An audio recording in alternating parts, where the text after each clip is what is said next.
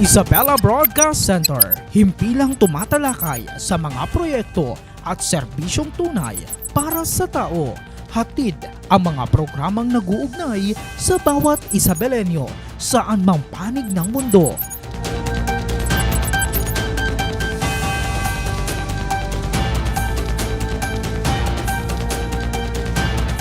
Delivering in-depth, trustworthy, and objective news.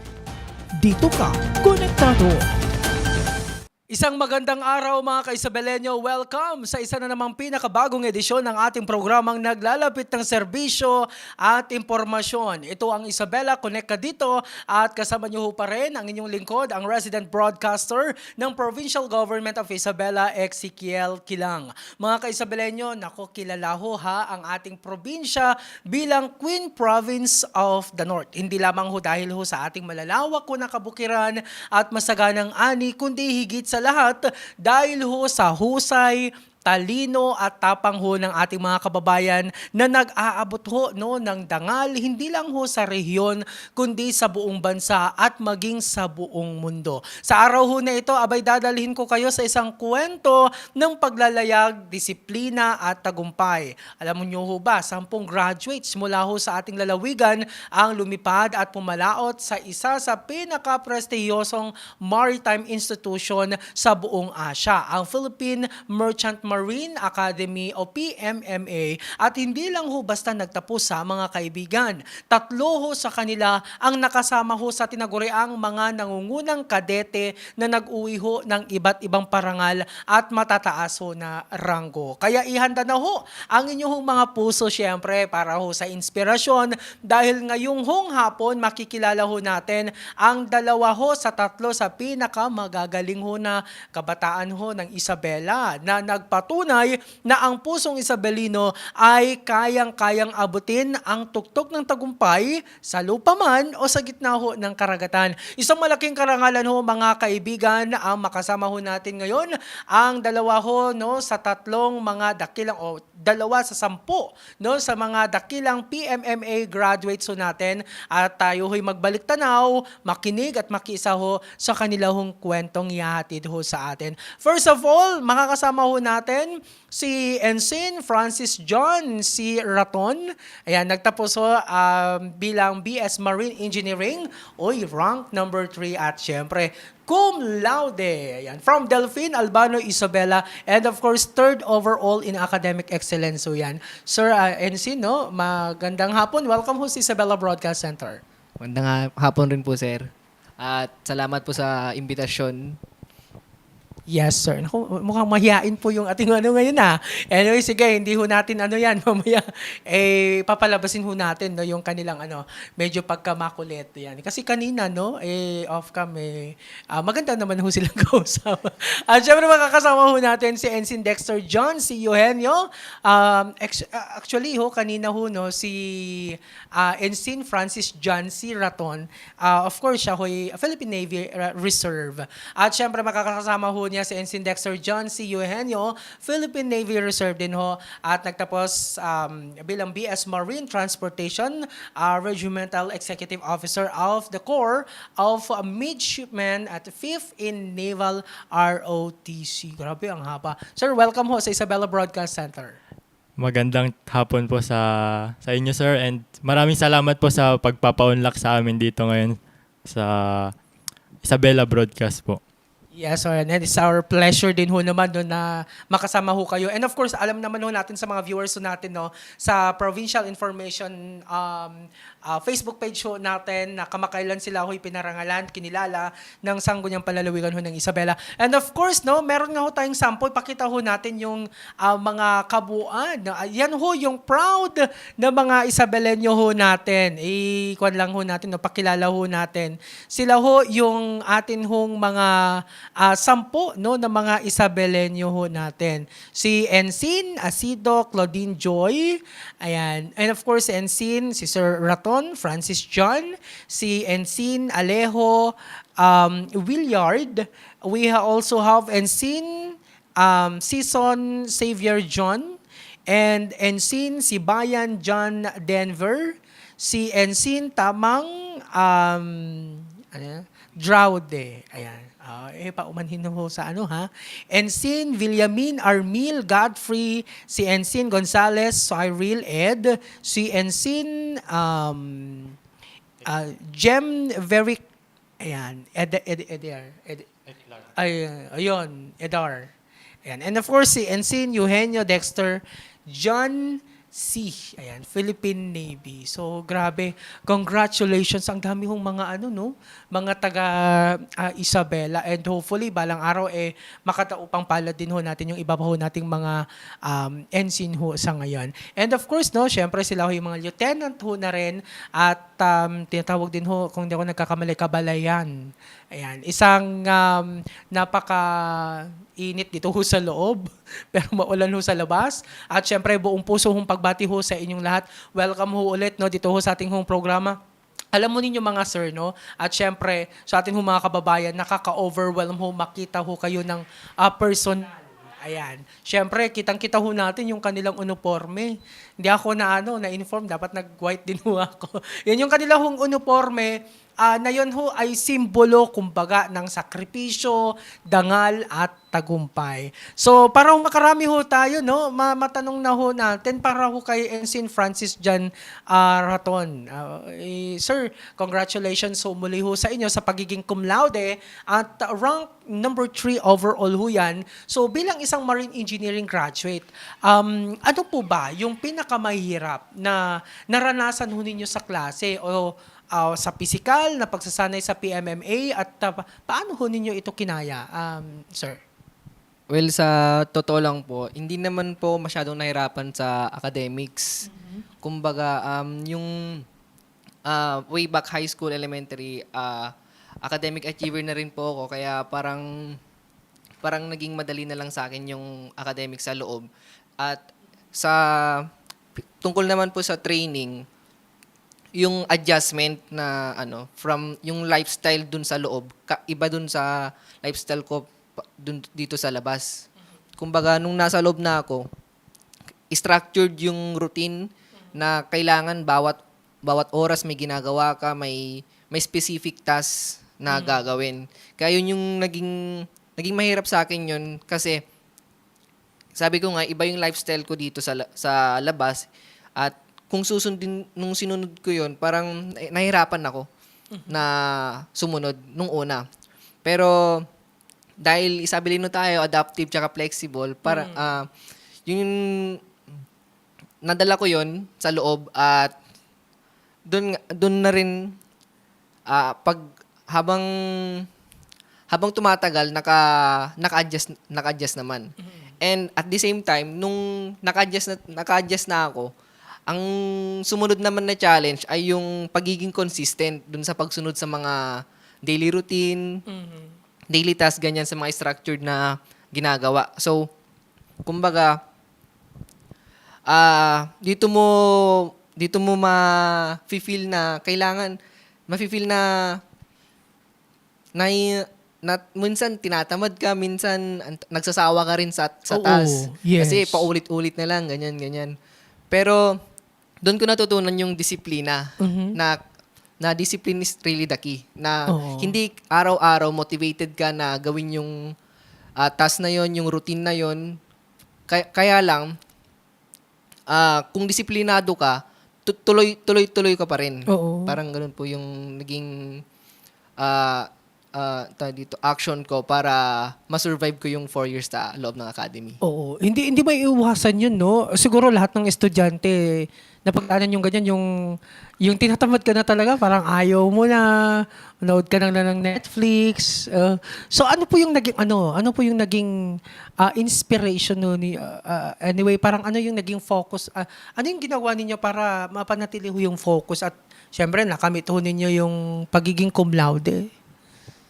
Yung goal ko talaga, makapagtapos na agad. Kasi bago po pumasok po sa academy, nag-take na po ako ng 2 years na undergrad course sa labas, which is yung BS Accountancy po. Ngayon, iniwan ko po yung 2 years na yon. Parang sinakripisyo yung 2 years na yon para pumasok po sa loob at mag-back to zero bilang first year po ulit. Kumbaga, nung nasa loob na ako, iniisip ko, third year na yung mga kabatch ko nung high school. Ako, first year pa lang ulit, sabi yung ganun. Kaya, hindi na ako pwedeng bumalik ulit doon. Kasi, naiwan ko na yung buhay ko sa labas eh. Kaya sabi ko, tuloy-tuloy na to. Kailangan na, O panindigan panindigan na. to Oo. para makapagtapos na rin. Ganun po. Oo, tama nga din ho naman yun, no? Nandyan ka na, sinimulan mo, tapusin mo. Di ba? Parang sa kanta, hindi ko alam kung alam niyo ho yung kanta na yun. Para ho naman kay Ensign Dexter John Eugenio, no? Marine Transportation Regimental Executive Officer. Grabe. Ensign Dexter, saludo po kami din ho sa inyong posisyon. Bilang, syempre, officer ho that time. So, paano ho ninyo napagsabay naman ang mabibigat ho na responsibilidad sa pamumuno ng mga kadete at ang pagpapanatili ho ng matataas ho na marka? Sa loob po bago po ako pumasok, wala po talaga akong time management before. Bali nung pumasok na ako ng first year, doon ko po natutunan yung pagkakaroon ng time management. And tsaka discipline na din kasi doon tinuturo lahat ng pwede mong matutunan para mag-grow yung characteristics mo. So, nung ako ay nag-first class na yung last year ko at na italaga sa aking posisyon na Regimental Executive Officer, yun po yung ginamit ko na na parang edge na lahat ng dapat gawin ay na-manage para mapagsabay po yung academics tsaka po sa paglilid ng Corps of Midshipmen. At tsaka yung discipline po na mag-stick dun sa nagawang parang schedule na kailangan magawa mo to para mapag-focusan mo din yung ibang bagay. So yun po, time management lang po at disiplina sa sarili yung ginamit ko para mapagsabay yung pag-aaral tsaka pati na din po sa paglilid sa Corps of Midshipmen po. Oo.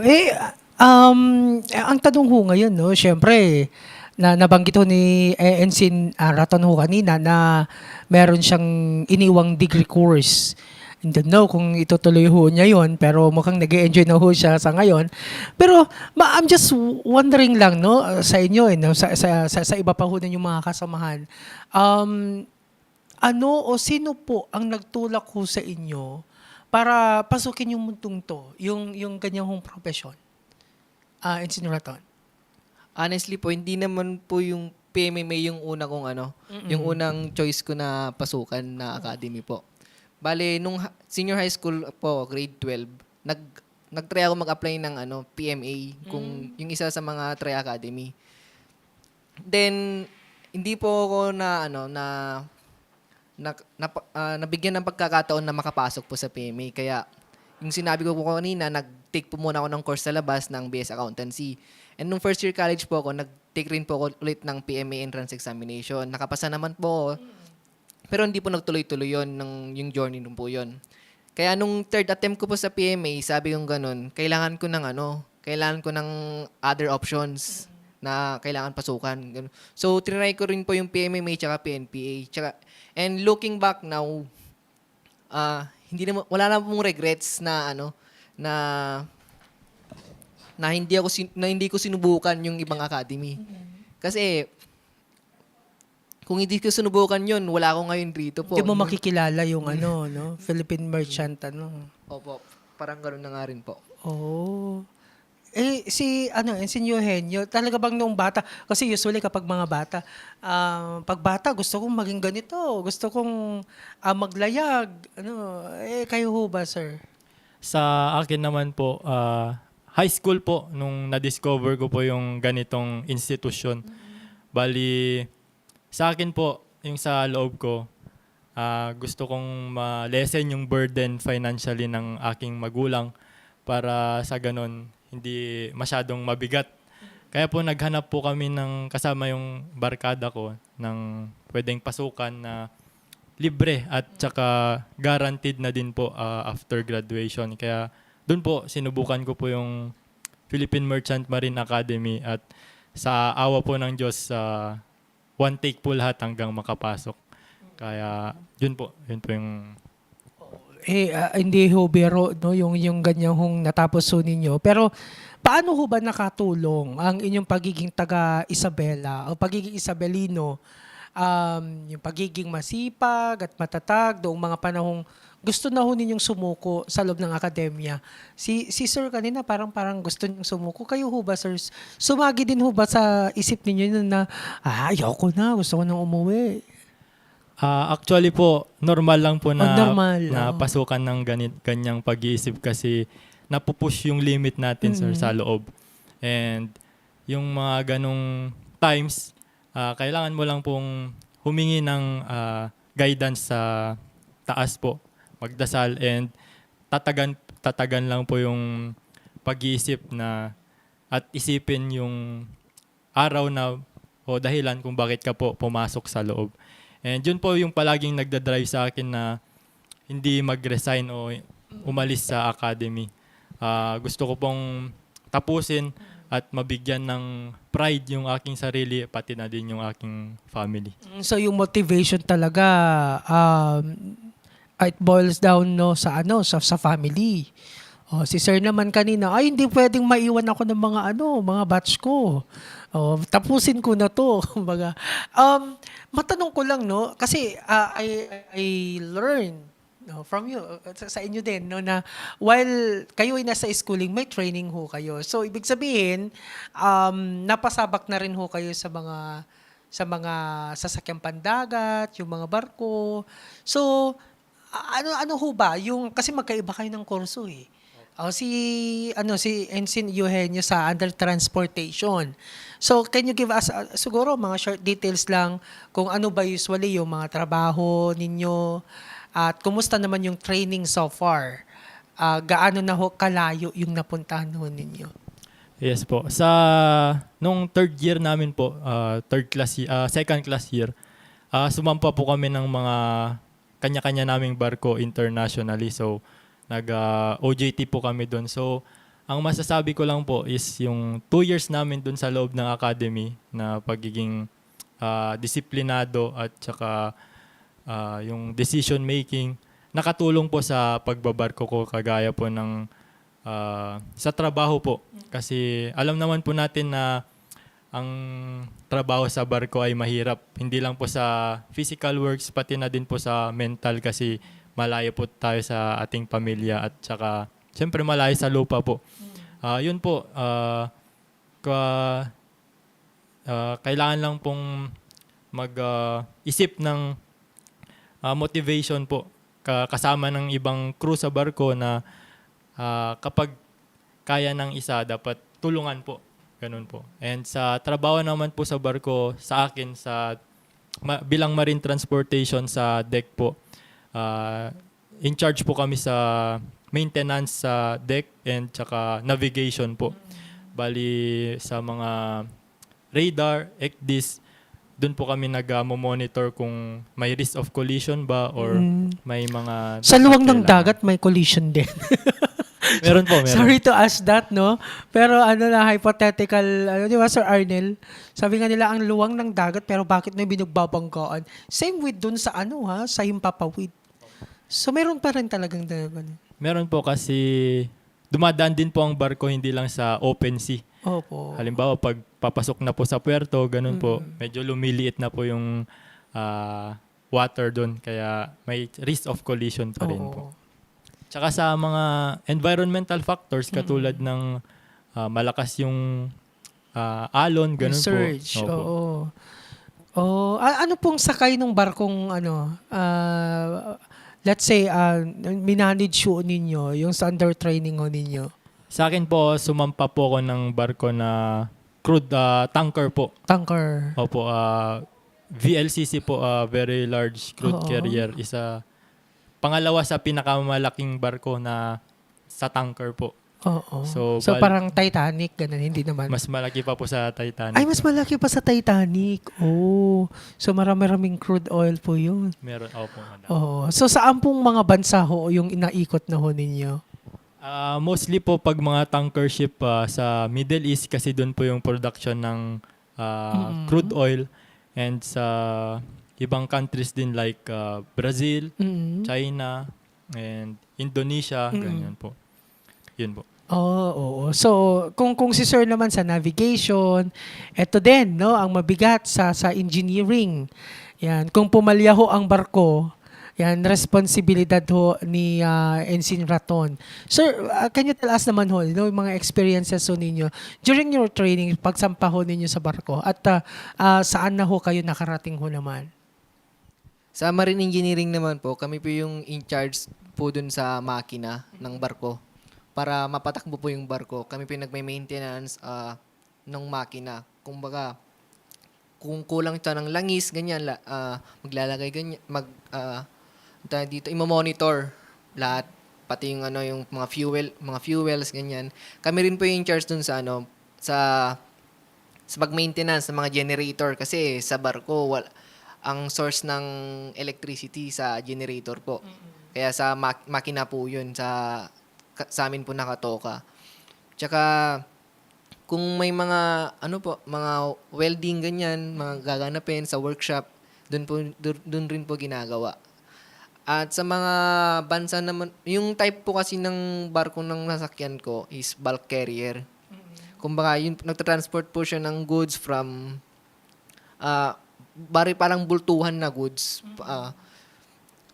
Tulad ng mais, grains, ganyan, semento, o kaya minsan asin, ganyan po, or coal. Kaya, pag nasa puerto kami, medyo matagal-tagal rin, mga most likely 1 week ganyan, or 2 weeks, ganyan po. Sa mga bansa po, nalibot ko na po yung Asia eh. Nung unang, bale 2 barko po yung nasakyan ko. Nung unang barko po, puro Asia yung biyahe. So, nakapunta ako Singapore, sa Middle East, sa Qatar, ganyan, sa Japan, nakapag-Japan po, sa China, ganyan. Tapos, nung pangalawang sampa ko po ng barko, nakapunta naman akong Europe. Yung parang ang sarap sa pakiramdam nung time na yon. Nakapag-Europe, nakapag-South Africa, ganyan. Nakapag-America rin po, ganun. Kaya maraming napupuntahan po pag nasa barko ka talaga. Oo. Usually, mga sir, mga ilang buwan ho kayong naglalayag? Yung hindi ho kayo bumabalik dito sa Pilipinas? Sa unang sampa, ayun. Sa akin po yung kontrata ko po noon is 6 months. 6 months. Opo. Bago kayo makabalik po sa Opo, Pilipinas. Oo. Bali, So kung ngayon, kung sasampa ka September, October, November, December, January, February. So by March ka na makakabalik. Pero may stopover naman yun, di ho ba? May mga pier na meron po. Nakakapasyal na ho kayo that time. Actually, sa tanker ship, bihira lang po talaga Bihira, makalabas sa barko. Pero naka-take din chance po na maka-shore leave, tawag sa amin. Sa Singapore naman po naka-shore leave. nun. Hindi ho ba ninyo inisip na baka maiwan kayo ng barko? Ganun? Hindi naman. Hindi naman May po. schedule. How about si Ensign Raton? Mga ilang months naman ho? Ganun rin po. 6 months 6 din. months rin po. Oo, so grabe talagang sakripisyo. Kaya nga si yung aming the former seaman. Yan si Sir MK. 1 year ata yun eh. Yung captain namin si Sir Arnel mukhang 2 years. Kaya na-miss yung pamilya, ayaw na nilang sumampa ng barko. So mahirap talaga yung So mahirap naman yung yung mga crew natin, sila CJ, si Paul, si Ton. Mga pagpo-performance yung kidding aside, kung kakausapin ho ninyong mga sir, ang inyong sarili, noong unang araw ninyo bilang, syempre, aminin natin sa hindi, kinakabahang plebo, ano yung payo ho ang ibibigay ho ninyo? Kasi for sure, marami din ho yung freshman, kumbaga, wala ba kayong naranasang kaba noon nung first year ho kayo? So, kung magbibigay ho kayo ng mensahe, anong nais ho ninyong ibigay ho sa kanila? Good luck kanila. Sa totoo lang po kasi, nung unang araw, ang dami talagang doubts. Oo. Ang daming doubts kung kakayanin ko ba to o magre-resign na ba ako, tutuloy ko pa ba to, ganun. So, kung makakausap ko yung sarili ko, nung unang araw ko, sasabihin ko sa kanya na relax ka lang, kaya mo yan. Yun nga, nakaya ko nga. Nandito pa ako ngayon. Oo. Nakapagtapos. Oo. Tama yan, parang sapat talaga. Relax na lang, kayang mo yan. Skyflex ka na. Ano. Ito naman, baka si Fita naman si Sir. So, ano naman po yung experience po ninyo that time, sir? First year? Sa akin po kasi pumasok po ako, 18 years old pa lang po ako eh. Oo. So, medyo bata pa lang po yung pag-iisip talaga at hindi pa namulat sa mga realidad Realidad, sa mundo. oo. Ang mapapayo ko lang sa sarili ko noon ay ang mga pagsubok, ganyan po ay normal lang sa karanasan ng isang tao, and ang hindi normal ay yung sumuko. Kaya ang mapapayo ko sa sarili ko before ay huwag sumuko at tatagan ang loob.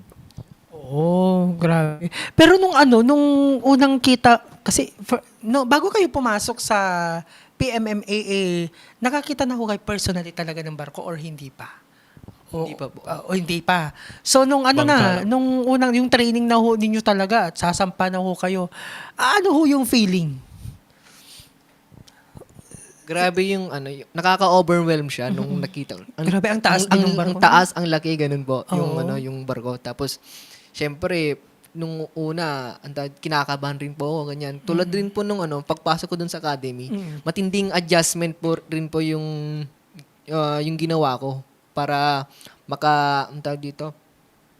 para makasabay po dun sa mga veteranong manlalayag din po.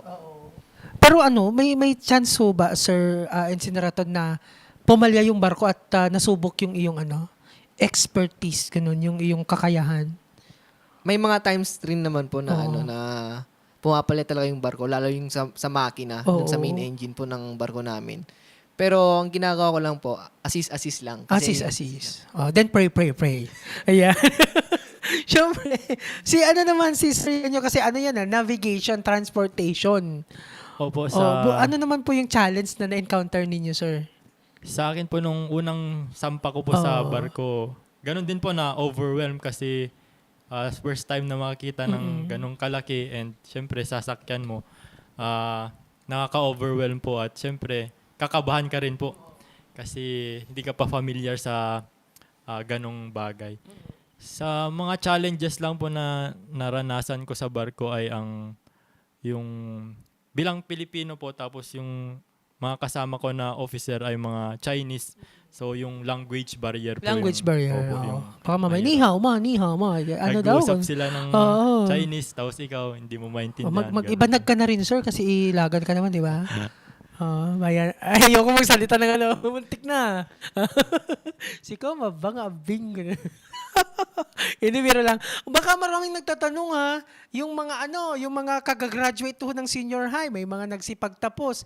Paano ho ba pumasok ho diyan? At ano ho ba yung mga ano ho ba yung mga qualifications? Sige nga ho, pakilatag nga ho para yung mga nanonood na may mga anak na ganyan din ho yung gusto na maging tulad ho ninyo. So ano po yung mga requirements? So yung admission process po ay nag-start sa entrance examination. Pero yung requirement po is dapat at least grade 12, graduating. ng Graduating. grade 12. And Oo. Si CJ, graduating. Opo, at saka mga tapos, first year, third year sa college po. Oo. At basta hindi pa po lumalampas sa age limit. Ano po ba yung which age is limit po natin? 23 po. 23. And, Sayang Sir Arnel, 24 na kasi ni Sir Arnel eh. Yun po, mag-start Oo. po sa entrance examination. And after mo po maipasa yung entrance examination, meron Oo. neuro examination naman po. Neuro examination. Opo. And- Dapat ba single? Ganun. Yes po, dapat po single. Wala, Kasi- na-taken na si Sir MK. Oo. Kasi nagbibigay po ng certificate of no marriage. Certificate of marriage. After po ng neuro ay yun na po, medical examination, Opo. buong katawan po para syempre papasok po sa ganong training. Kailangan po fit po tayo. And after po ng medical ay yun na po yung physical fitness test. Tapos doon na po mag-start yung 1 month probationary period. Parang doon na papasok yung mga na-qualify, and doon na mag-start yung yung career sa academy. Kailan po ba magkakaroon ng admission test or exam? At saan ho ba? Sa Actually, ginaganap po dati ang annual entrance examination sa last week ng September. Pero na-adjust po. Last year po, ang entrance examination ay January po. Doon po, bali, before po ng entrance examination, nag-open na po yung online application, bali. Before So saan po, po sila pwedeng umantabay? Kasi doon i-announce, no, yung Opo. mga ano. bali sa Facebook page po Oo. ng Philippine Merchant Marine Academy Opo. official. And meron din po sa website. Pakita natin yung website. Ito po, Philippine Merchant Oh, Marine ganda ng Academy. website. Oh, video pala. Gumagalaw. Yan po, dyan po Oo. makikita yung mga updates. And dito po sa ating province sa Isabela, ang testing center po ay sa Santiago po. Oo. Kailan? Wala pang date yung Wala ano? pa po yung, Oo. Pero ipopost naman sa website. yes po. Oo. Pati yung Oo. online application po. Online application. So, abang-abang lang. Pero usually, January. Yes po. January and isang beses lang sa isang taon. Lang po. Oh. Bali for next batch 20, next school year po. May mga ano po ba? May mga naiwan ho ba kayong mga taga Isabela doon, yung mga ano, yung mga sophomore, mga ganon. May mga ano, estudyante din doon. Yes po. Actually, meron po tayong 14 Mga 14 po na juniors first year po. Oo. Tapos may mga or fourth class. Tapos meron din pong mga 15 po, kung di ko nagkakamali, 15 na third class or second year. At yung mga nakasampa ngayon, nasa more or less 15 rin po. And currently may 5 first class po doon, yung mga graduating po. Ang dami pala, no? Mga taga Isabela. Hopefully, madagdagan. No? Sana yung isang buong class taga Isabela. Pwede. Mga ilang estudyante po ba sa isang class? around 300 plus po per class. Marami pala, 300. Oo. So, after ho nito, ano nang plano nyo? After ho itong graduation na ho ninyo, ano nang susunod ho ninyong tatahakin? Sa ngayon po, kasalukuyan po kaming nagre-review for officer in charge examination namin para maging officer po ng navigation sa akin po. How about si Ganun rin po, ongoing po yung review ko ngayon para sa marina examination po.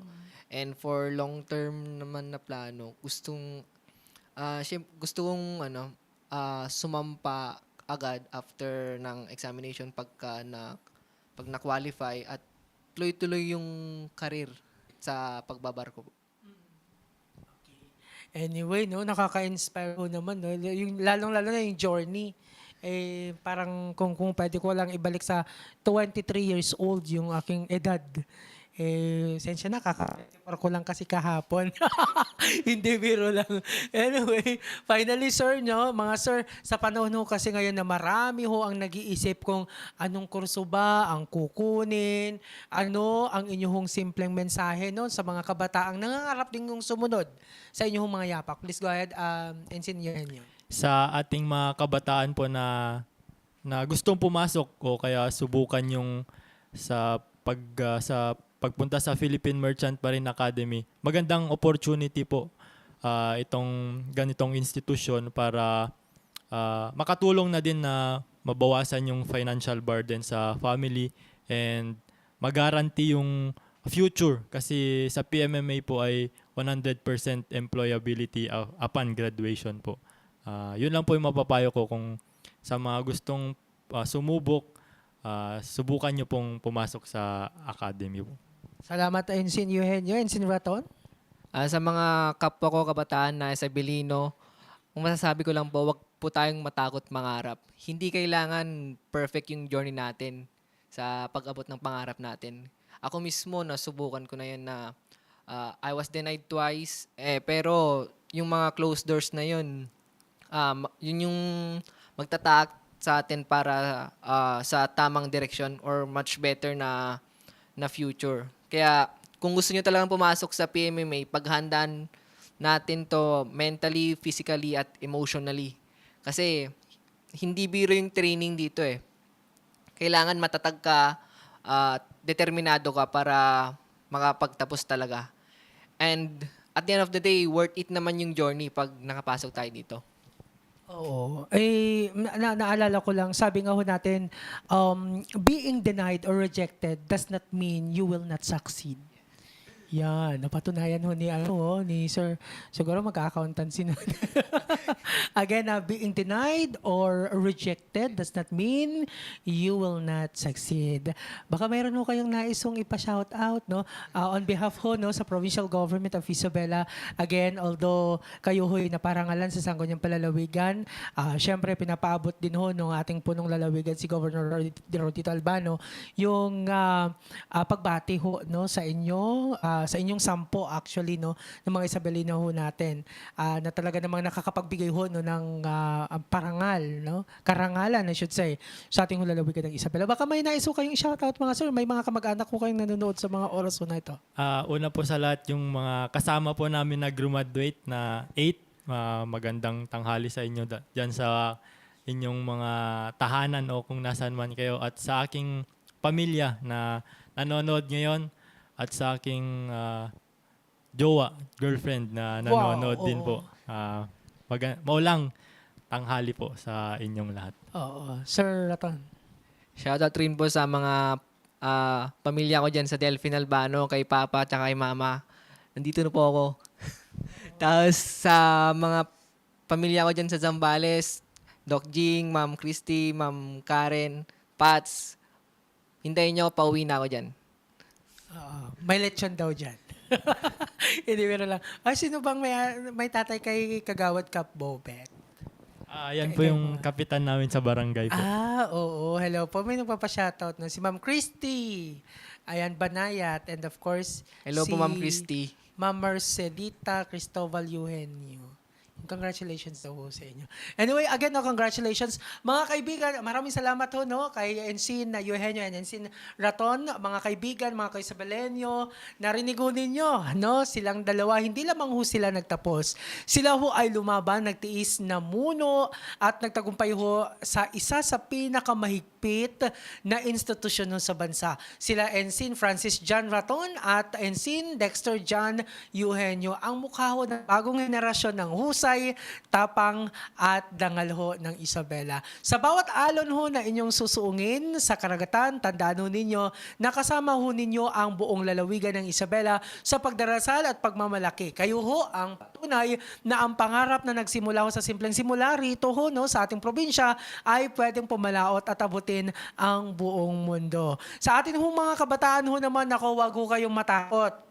Mangarap ho na ng malaki ho, no? Huwag ko kayo matakot na mangarap na malaki. Mag-aral ho ng mabuti, magsumikap at patunayan ho nating ang pusong Isabelino ay laging nakatindig ng may dangal sa anumang sulok ng daigdig. Maraming salamat din ho sa atin ho mga viewers na tumutok ho ngayong hapon, at huwag din ho kalimutan na i-like at i-follow ang ating Facebook page, Isabela PIO, at mag-subscribe sa ating ho YouTube channel para ho sa iba pang mga updates. Sa kalan ho ni Governor Rodito Albano at Vice Governor Kiko D at ng buong pamahalaan, muli ako po ang inyong lingkod, ang resident broadcaster ng Pamahalang Palalawigan ng Isabela, Ezekiel Kilang, na nagsasabing manatiling connect sa pag-unlad, manatiling connect sa bayan, at manatiling connect sa isa't isa. Ito ang Isabela Connect ka dito.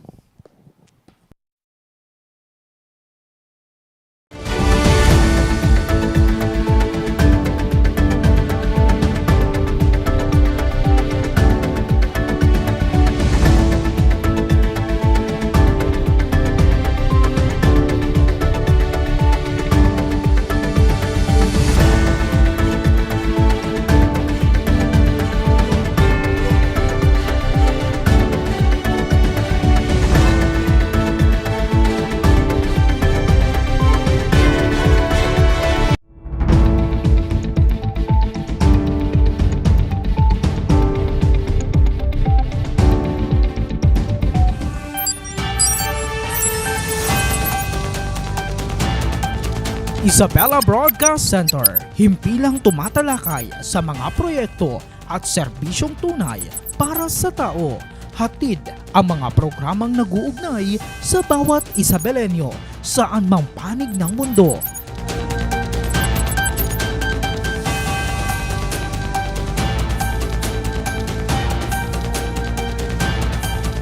delivering in-depth, trustworthy, and objective news. Dito ka konektado.